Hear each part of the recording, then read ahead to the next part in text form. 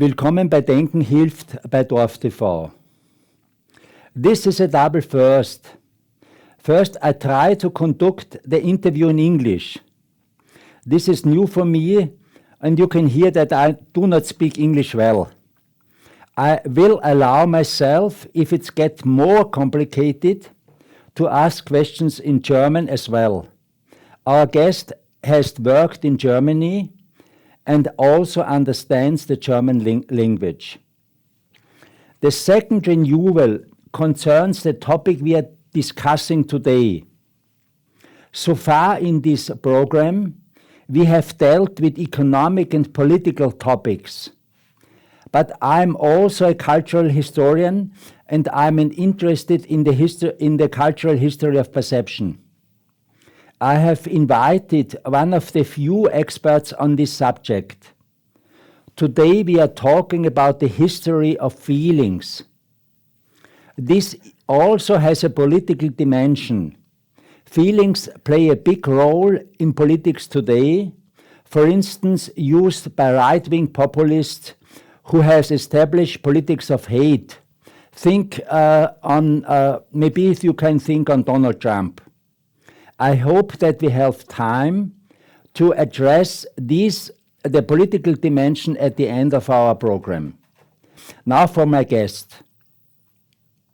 Rob Boddice is a senior researcher at the Academy of Finland Center of Excellence in the History of Experience. This is in Tampere in Finland. He has previously held positions at Harvard University, McGill University, Max Planck Institute for Human Development, and Freie Universität Berlin. Boddice had published extensively about 17 books in the history of medicine, of science, and of emotions. At the homepage, he terms himself as his writer, historian, traveler, runner, and musician. Thank you very much for taking the time for us. Thanks very much for inviting me. It's a pleasure. My first question. You assume that emotions that people feel are nothing constant. Normally, one would think that joy, sorrow, pleasure, sadness, and so on are always the same. People of all times feel the same. We know, for instance, that the expressions of feelings is variable. There are certain cultures, for example, where men are not allowed to cry in public. But you go much further. You mean literally that people feel differently. How do you arrive at such statements? Yeah, this is immediately right to the heart of the most important problem and the most important claim that historians of emotions make, and that is a profound and fundamental challenge to universalism, the universalism that comes from a certain strand of American psychology since the 1960s, 70s, which would have it that, yeah, there are maybe 6, maybe 7 basic emotions, and that they're the same for everybody, everywhere, all the time. And only the surface changes. And I think that the history of emotions, it comes from a place and from a time when there are actually lots of different disciplines doing emotion research, which challenge this rather popular idea that things are universal.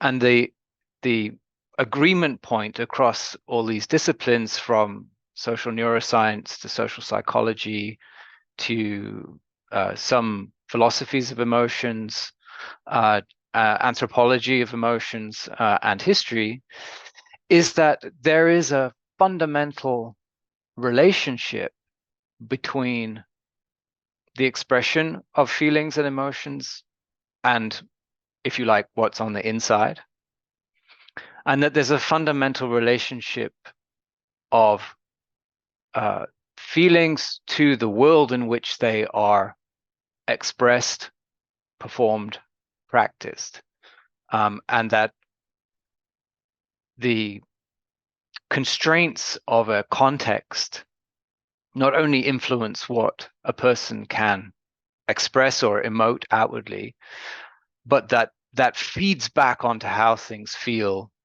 in a place and in a time. So that's if you like, a shared consensus, an understanding of emotions as being somehow social and cultural and political, I would say, as well as being embodied. And the historical contribution to this has been to take seriously the fact that emotions in different places and in different times had completely different conceptual and theoretical frameworks than we have, say, in the contemporary West, and that what people think their feelings were and how they operated had an effect on the experience of them. So that's it. That's it in a nutshell. Obviously, there's way more one could say, but in a nutshell, that's it. All these topics you are discussing and you are dealing with have, for me, a very interesting self-reflexive aspect. Maybe this is a first question. Maybe it's too hard to understand, but I will do it a little bit. One question about the epistemology of your analysis. More principal questions. One can say also that scientific thinking wants to eliminate subjective experience as a source of knowledge. Mm-hmm. But your intention is to take experience seriously, and you put it in the framework of a worldview.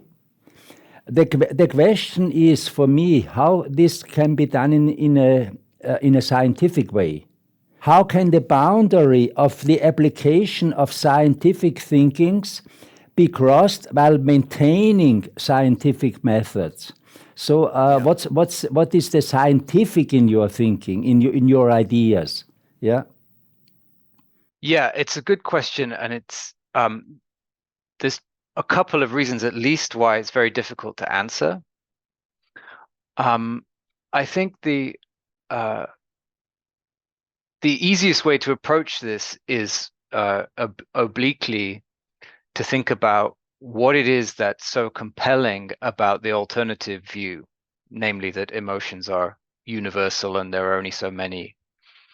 That is very easy to try to represent and to control for in a laboratory setting. Its parameters are very limited. And to some extent, you can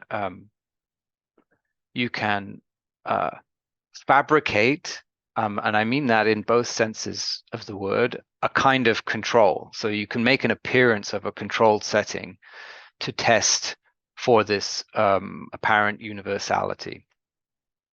The problem is what happens when you take the controls away, and I think this is where this more dynamic approach to emotion research steps in, and it comes with this precise problem of how you maintain a scientific grasp.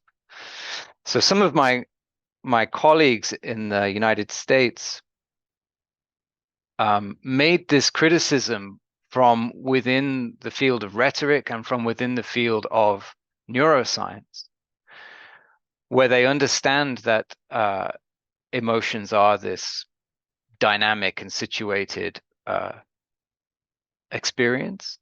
And what they asked their colleagues, especially in psychology, to do, and especially in laboratory settings to do, was to keep their eyes open to a kind of generalism. In other words, it questioned the value of their scientific work if their scientific work had no meaningful implication or application to the real world. And so they asked for scientists, hard scientists, if you like, of emotion, to rediscover more generalist principles in order to get at something which was human as opposed to something which was, if you like, trying to eradicate the situatedness and the subjectivity of a human through a laboratory setting. I think it makes it more fuzzy, obviously, and in some ways it takes away some foundations.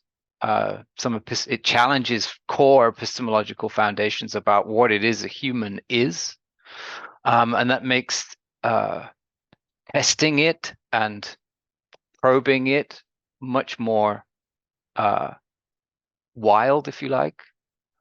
But I think that the real key for me is to emphasize and really underscore the fact that this scientific work on emotion was never and is not now neutral or apolitical or somehow free from a context. There's no such place and there's no such time. And the attempt to construct, if you like, an objective view about what an emotion is or what a human experience is, was always had its politics baked in even to the point of that objectivity being a kind of practiced affective disposition in the laboratory. If I may, there's a wrinkle I would add to this, and that is to offer a perspective from the neurosciences, which have in recent years been increasingly aware of the fact that the brain and the body are situated systems in worlds of other brains and bodies, in the worlds of institutions and of cultural repertoire and memory and so on, to the point where it seems like reading social neuroscience these days, they have discovered a need to invent the humanities in order to complete a picture of what they do.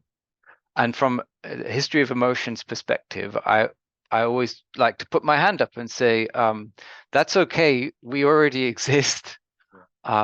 We can work together, and it will challenge all of our core assumptions to do that. This is a nice argument for humanities. So to have one of the modern science on your side. Well, okay. I'm sorry. May I come to to your book? Of course. I want to speak about the history of feelings, and there is also a German translation, Die Geschichte der Gefühle. And this is in some kind an overview or maybe an introduction into your topic.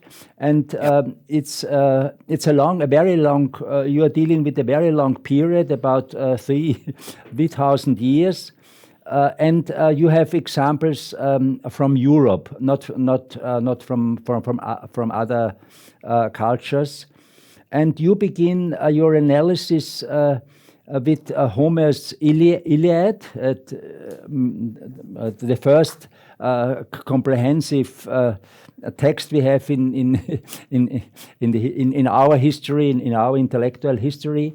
The Iliad describes the battle of the Greeks for Troy. The army commander Agamemnon and the young hero Achilles get into a heated argument. Agamemnon humiliates Achilles, and the latter is enraged. Here the speak is about menis, usually translated as wrath or rage. Yeah. But you understand it like this. It's a reaction to a profound threat to the social order, and it contains the impulse to restore the order.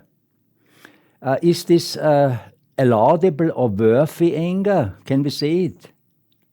From the perspective of this culture? Maybe. I tend to resist entirely the temptation to try to translate this category, maneness, into a modern Western anger category. Because I think from the attempt to translate, you introduce, or at least risk introducing, confusion. And I can trace, this is one of the things that that a historian of emotions does. I can trace where the orthodoxy comes from to make this translation of maneness into rage or wrath or anger. And there's a 400-year tradition of making that translation, and it serves a certain purpose. And it changes the plot to make that translation. And the reason I resist calling maneness really any kind of anger is that what Achilles does when he has this maneness doesn't look recognizable as anything that I understand by the word anger. He's upset at the beginning, for sure, but he spends 2/3 of the Iliad doing absolutely nothing. And I think that the popular reception of Achilles is that he is this sort of enraged, violent, murderous, military hero, or anti-hero even. But all of that violence and murderousness and all of that military activity only takes place in the Iliad when he has explicitly given up this thing called maneness, which is translated as rage. So all of the battlefield activity in the Iliad that Achilles does is after this thing that's usually rage is given up. And so my starting point is, okay, then what what was it then? It doesn't make sense for him to have been enraged and then give up that rage and only then become violent. To me, that makes the plot extremely difficult to understand. A fundamental question with respect to your reading or your interpretation of menace, and with respect to other examples we find in your book, could be that the boundary between the inner subjective world and the outer objective world. Feelings, for us, feelings are understood, it comes from the inner world. There are inner psychological reaction. They came from an inner processing. But meanings comes, as you write, rather from the outside. May I quote you in the German, in the English version? You write, "Menace is not a mere passion and cannot be equated readily what we can call an emotion. It does not arise from within, but has both social and cosmic stimuli." So you interpret it is in some way. I'm very aware that this is a very complicated question, and we have to speak maybe some hours, but we can do it. Yeah. Well, I think that basically this is the right line.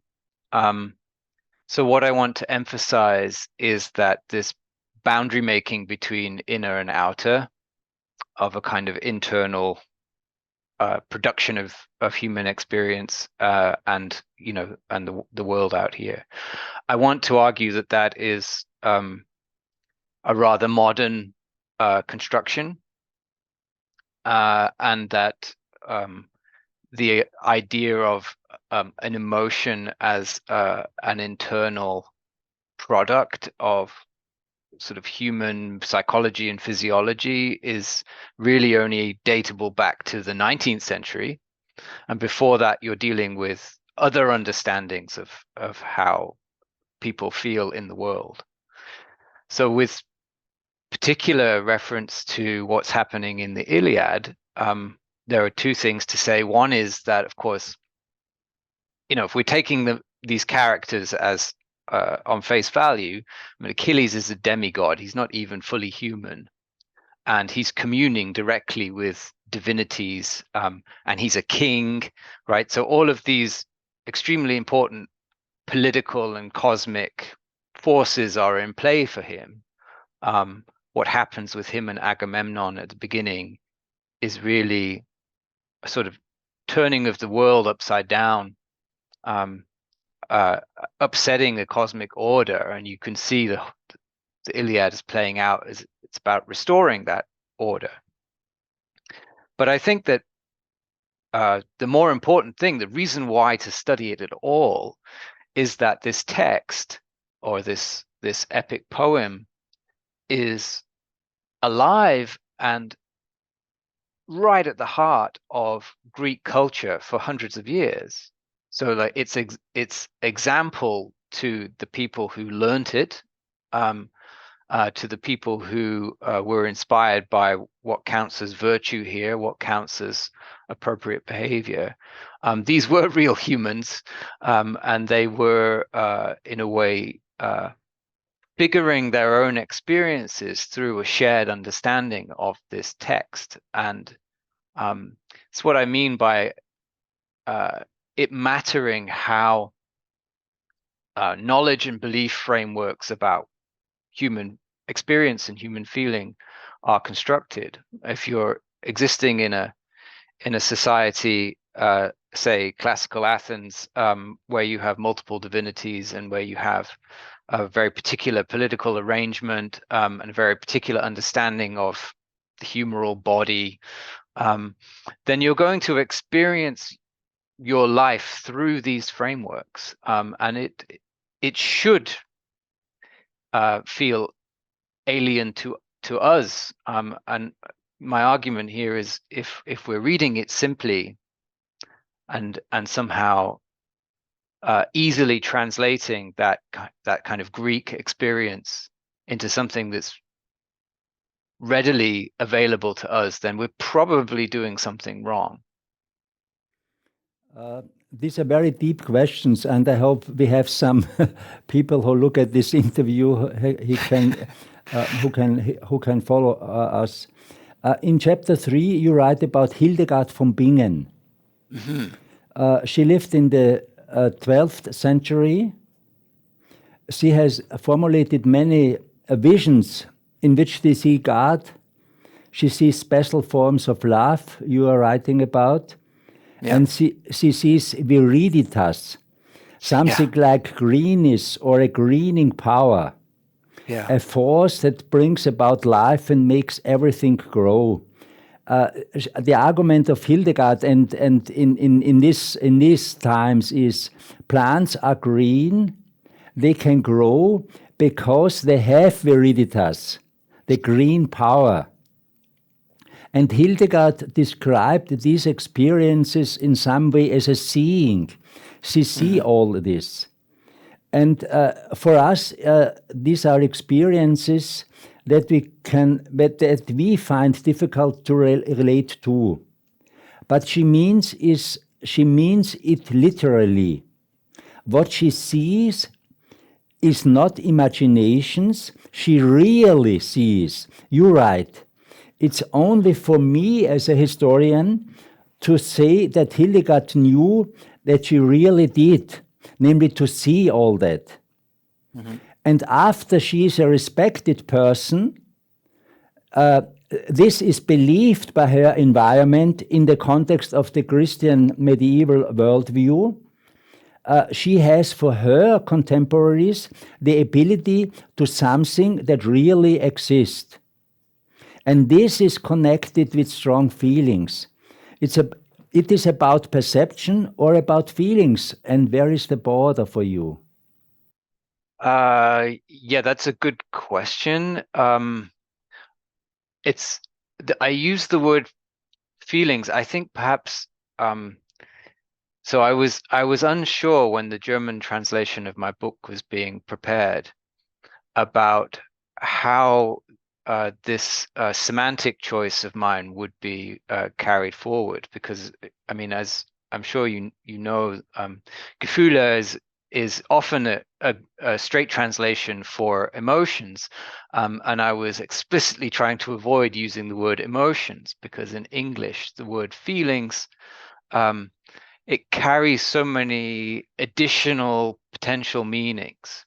Feelings are emotions, yes, but they're also senses, they're also perceptions, they're also thoughts and judgments, and I wanted to retain this ambiguity. In the case of Hildegard, what I think is happening is she is perceiving and sensing certain things and interpreting them through a framework of meaning so that they make sense in a certain way. So there is a clear process of making sense of what she perceives. And she perceives through a kind of visionary set of senses. I think, you know, she tastes and she hears, but not with her earthly senses, but with something else entirely. Really, what I was doing was trying to resist what 20th century scholars did with Hildegard, which was to try to diagnose her by modern standards. So Hildegard is a kind of well-known figure in migraine research, because people assumed that all of this could be reduced to a lifelong experience of having migraine, ocular migraines, and all the things that she saw were you know, pathologized in this way. But that's not how she made sense of it, and it's not how the people around her made sense of it. And somehow what she felt, what she experienced in working out what these things she perceived were, was not pathological at all, but almost like she was a prophet, a visionary, something really divine, and experienced these phenomena as divine. You spoke about the inner senses. Yeah. This is a difficult concept we don't have in modern times. Yeah. Maybe. We Maybe might be. no. Maybe if you got the neuro, this from this neurological foundings is how to interpret this. Yeah, it's difficult. But I would ask you about, with respect to a historian thesis. There is a thesis that reasoning in some way has become more abstract in comparison from the high Middle Ages, for instance, Hildegard von Bingen, to our modern times. Known examples are the concept of numbers, the difference between Arabic numbers compared to the Roman Greek numbers, the perspective painting, it is a more abstract painting, the idea of an abstract space, the idea of an abstract time, or the idea of an abstract money that makes time is money understandable. In my reading, it's about people can understand this in the 16th century, not before. From our point of view, it's a question. One could say that feelings have acquired a more abstract component, or more generally, are there for you systematic differences between feelings in the Middle Ages and feelings in modern times? Maybe it's a too big questions, but I want to ask you. Well, what I would say is there are clear differences in the way that feelings are understood, both at a kind of high epistemological level and at a, let's say, a vernacular everyday level. What I want to resist is the idea that modern feelings are in some way more sophisticated or more complicated or more abstract in the sense of having progressed in some way. There was in the earlier days of the history of emotions, there was some strong reactions from medievalist scholars against certain modernist principles that somehow the Middle Ages were childlike, both in terms of their control or understanding of their feelings and their capacity for reasoning. And there's been a lot of good work on both medieval emotions and ancient emotions that shows that, you know, these are extremely complex affective worlds, and that the relationship between feelings and reason has always also been complex, and that reason always has some share in something affective. It's not ever devoid of affect, and that if there's anything really distinctive about modern reason, it's that it has gone out of its way to stake this claim that reason has no part of emotion. That's a very modern claim, and it's quite fun to challenge it actually and show where especially high claims for the preeminence of reason are actually a kind of mobilization, a political mobilization of a certain form of affective behavior. So I don't see a kind of line of progression. What I see are distinct, different, complex understandings of what's going on in the human. But for example, you know, a humoral understanding of the human body and all of the implications of that in terms of like diet, health, climate, and so on are just as complicated as a sort of modern physiological understanding of human viscera and hormonal secretions and neural networks and so on. Just different place, different time. May I switch the discussion to more modern and more practical questions? One question is from my original field, namely economics. Economists are sometimes accused from a critical point of view of being uncompassionate. They do not take suffering into account in their calculations. They draw up cost-benefit calculations. In that, it doesn't matter how the people concerned really feel about it. In your book, you mention a historical source. It's utilitarianism, a philosophy from the 18th and 19th century that puts utility in the foreground. One important author is Jeremy Bentham. You write a little bit about him. He writes that inflicting pain is justified if that serves a useful function. One may think, for example, of the suffering of animals that are now industrially produced and killed, so there is cheap food. Another dramatic example is the calculations for global warming. There are calculations by economists who say how the high price of carbon dioxide should be so that the benefit should be higher than the damage method in gross domestic product.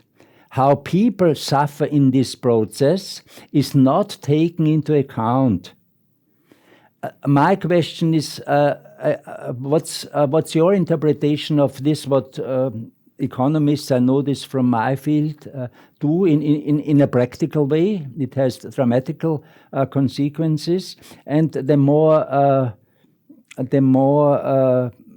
fundamental question may be does a rational view of the world, as economists usually do, necessarily include callous or unpitying thinking? Well, it doesn't necessarily include it. I think that whenever you start to think politically, economically, whenever you try to make sort of strategic policy, it becomes very difficult to picture well-being or to picture kind of human consequences on a individual, subjective, or small scale, social scale. So I think that it's this kind of social calculus and utilitarianism was nominally about the greatest happiness for the greatest number. So it performed a kind of emotional calculus. If we do this, will the positive effect in terms of people's pleasure outweigh the negative effect in terms of someone or something's pain? So those kinds of questions you could handle when it came to animals, non-human animals, if you took the view that human life was without question more important.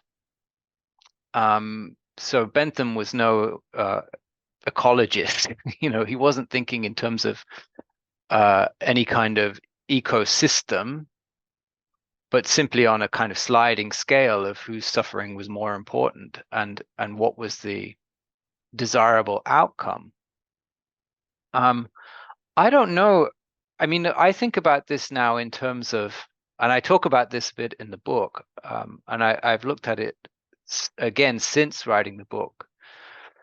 And I look at the place of positive psychology and happiness politics within economic policy making and strategizing, both at a kind of national governmental level and at a broader level as part of the UN, say. And what I see is the way that something like a consideration of people's happiness is built into economic strategy is to completely redefine what is understood as happiness, and then build it into policy making that still manages to avoid any serious questioning of how anybody actually feels. So you can transform happiness into a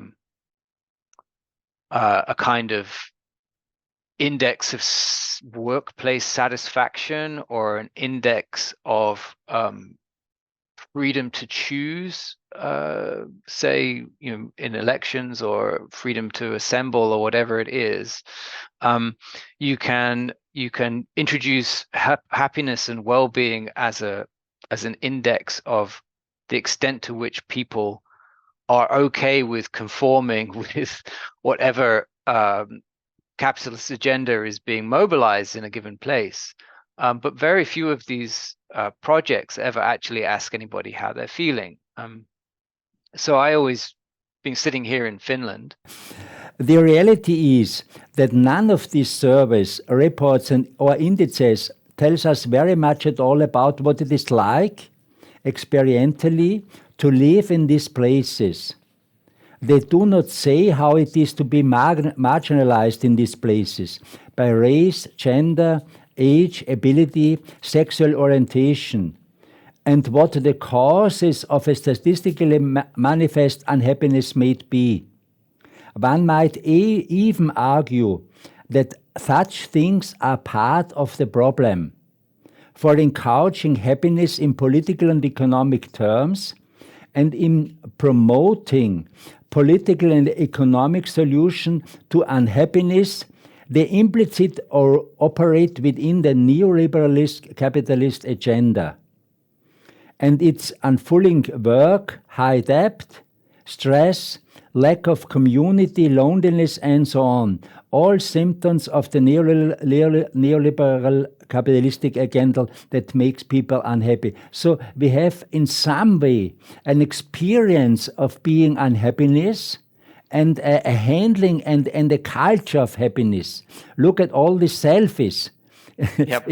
In 2000 years, one would say we are the most happiest culture in our times. And the other aspect is that maybe 20% or a quarter of the population have depressions sometimes, or have very hard experiences, crisis, psychological crisis, and third time. And so what's your answer to all this? I have cited you, yeah? Yeah, well, I think so. I mean,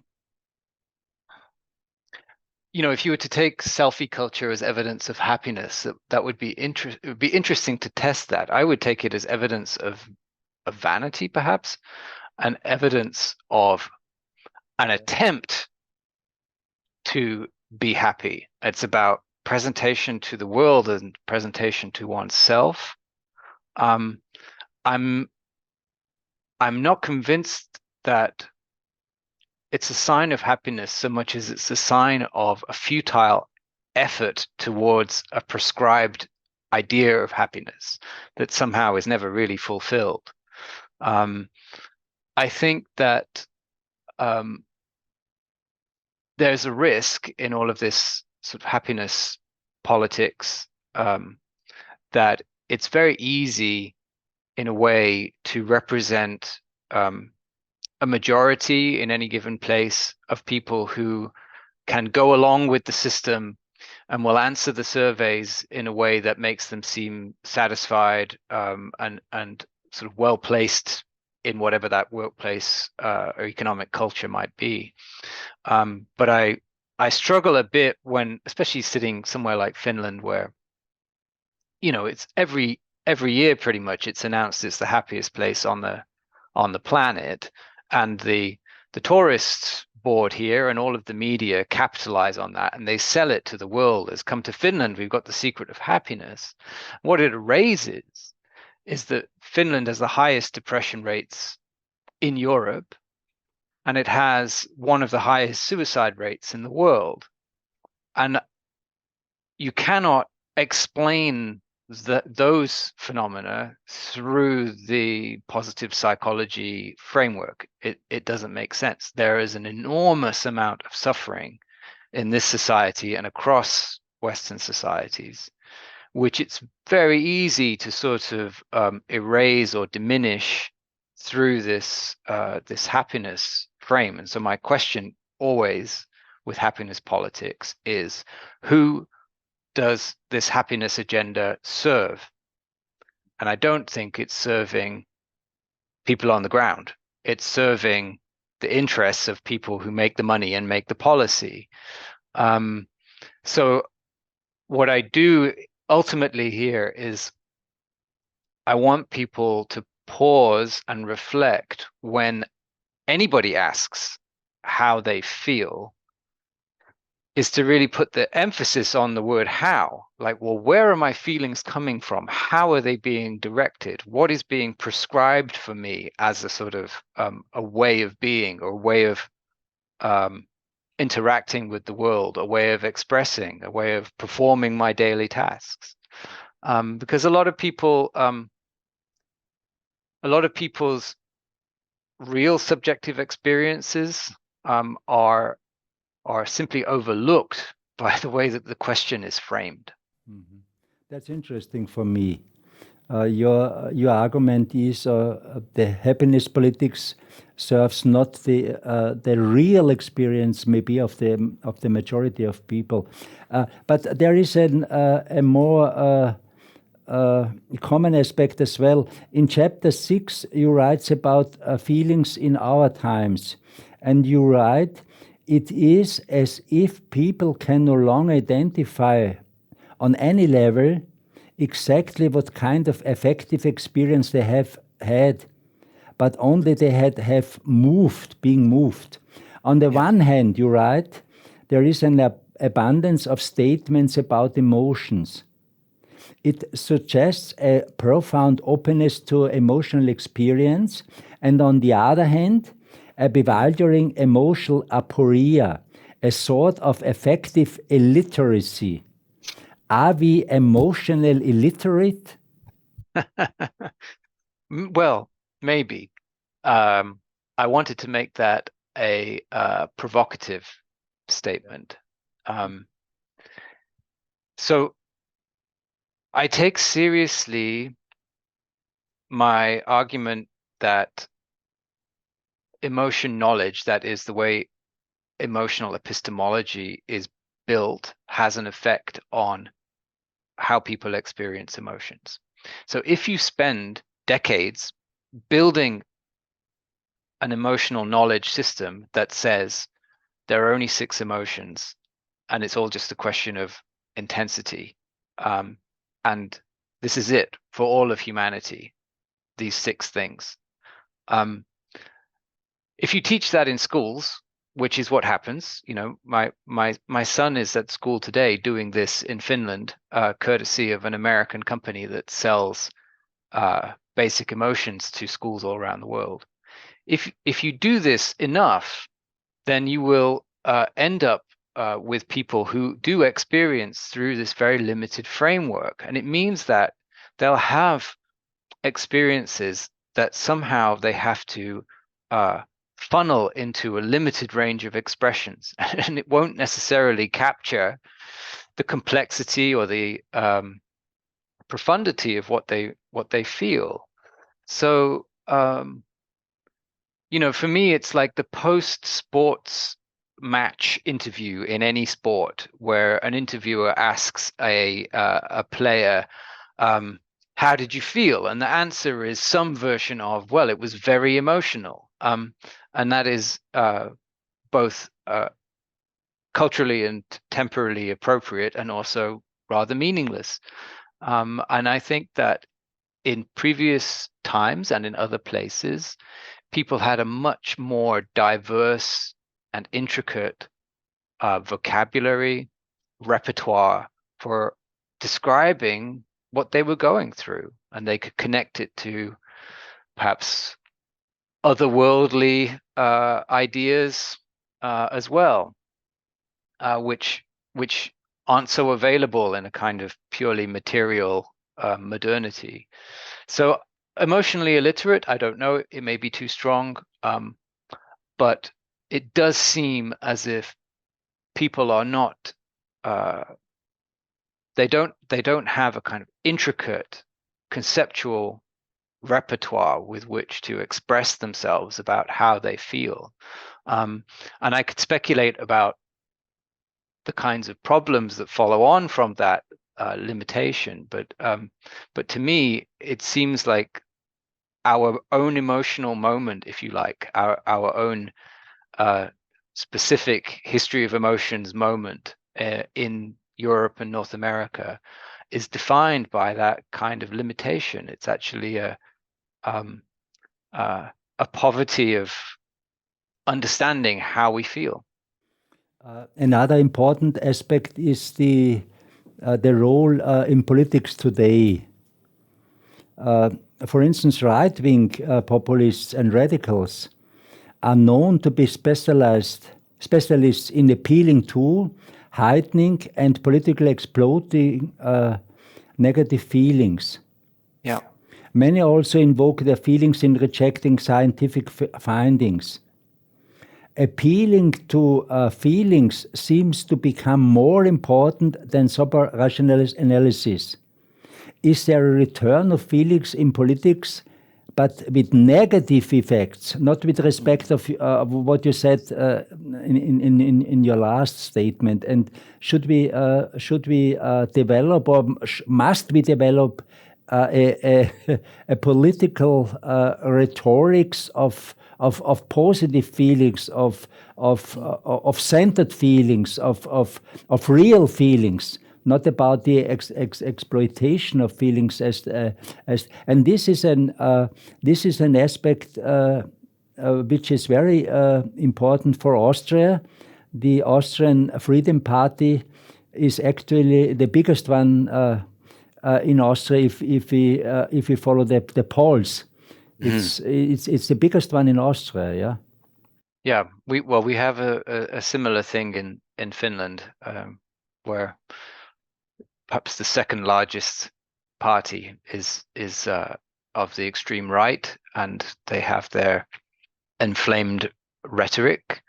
I mean, I know that this is it's an active major concern for, say, the European Commission. There was a funding call this year across Europe to try to understand affective democracy, is what they called it, and how to manage emotions at a high political level and their impacts on the street, and this is very clearly coming from a place of concern about extreme mobilization, or mobilization of extreme emotions tied to political ideologies, although the ideologies are often pretty thin.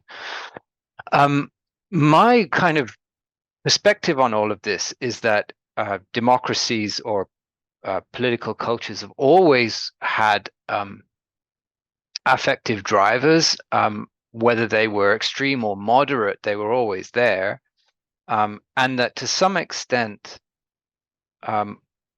there is always a political intention to exploit a certain kind of feeling. And it could be temperance, it could be something really benign, but it could still be activated through a kind of anger, and I think back, I put it in perspective of things like rhetorical anger in ancient Greece, and the way that Greek politicians would deliberately mobilize anger because it was appropriate to the situation. And I feel like with far less sophistication that's what's being carried out by certain politicians today, is that they are exploiting anger as a sort of righteous practice, if you like. I'm not sure what the answer is. The answer is certainly not an appeal to reason, because I think that all of this mobilized anger, within that, people would claim that their ideas and their thoughts are reasonable and just, and their anger comes from the fact that they aren't allowed to carry through these ideas. So I'm not sure what the solution is, or how to go about, if you like, steering these emotions back into something a bit less intense. But it might be helpful, at least as a first step, to acknowledge that the center, the middle ground, appeals no less to people's emotions and its political ideas. So it may be reasonable to start with a better education of people's emotions, right? They would really strongly benefit from reading some Aristotle, I suspect. So all this has direct political consequences, and we come to the end of our interview. Maybe a last question, or a last statement from me to your book. In the introduction, you write about the aspect of emotional freedom. You say that have this knowledge about this different way people can have feelings, can express feelings, can live feelings, and so on, in different times and in different cultures, may be a first step to come to emotional freedom. And in your last statement, with respect of the handling of feelings of the right radicals, it goes in these directions. So maybe one could say that the understanding of strange feeling of people of earlier times, if we understand this a little bit more, we make a step to understand our own feelings a little bit more. For me, this is a very this is the main questions. What does it mean to be a human? Yeah. Yeah, exactly. And I think that just giving people a tool, that's all I feel like I'm really doing or can do, is giving people today a tool to understand that the way they feel is not just some kind of natural biological upswelling or emergence, but that it comes from somewhere. And that if they're having a certain kind of feeling or sets of feelings, that that is the product of where they are and when they are, and of political framing and of knowledge framing, and that they can that can be changed. Like, it's not fixed, it's not set, it's not essentialized. And I think that's got to be a useful tool to have. The question is what kind of politic we want to have. How can this be done? What are the signs that steps in this direction are undertaken? And thank you very much for this, for me, a very exciting interview, for your exciting analysis and your books. And what's the next books you are writing in? Oh my, well, this year a book came out on the history of pain, which is following the same thing, and now I'm working on a book on the power of belief. Okay. Okay. Thank you very much for the interviews and for giving us your time. Thank you very much. Thank you for having me. Thanks. Danke für das Zusehen. Ich hoffe, Sie haben uns folgen können. Ich hoffe, es war auch möglich zu sagen, dass das alles zutiefst politische Fragen sind, die wir heute diskutiert haben. Und ich freue mich sehr, zur nächsten Sendung von Denken hilft bei Dorf TV begrüßen zu können. Auf Wiedersehen.